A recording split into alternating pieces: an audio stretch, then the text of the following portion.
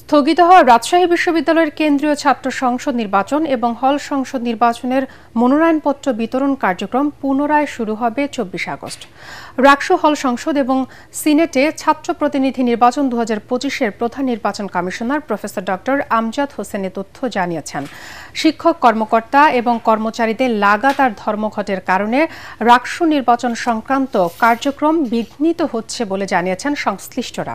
এদিকে রাজশাহী বিশ্ববিদ্যালয়ের প্রধান দুটি ছাত্র সংগঠন জাতীয়তাবাদী ছাত্রদল এবং ইসলামী ছাত্র শিবিরের মধ্যে এই নির্বাচন নিয়ে দ্বিমুখী ভূমিকা বিরাজ করায় নির্ধারিত সময়ে নির্বাচন অনুষ্ঠান নিয়ে সংশয় দেখা দিয়েছে। ছাত্রদলের দাবি, সকল সংগঠনের সঙ্গে বৈঠকের পর এই নির্বাচনের তারিখ ঘোষণা করতে হবে।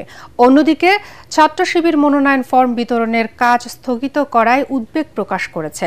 সব মিলিয়ে ৩ যুগ পর রাকসু নির্বাচন অনুষ্ঠানের আনুষ্ঠানিকতা শুরু হলেও শিক্ষার্থীদের মাঝে এখনও তেমন উৎসাহ উদ্দীপনা পরিলক্ষিত হচ্ছে না।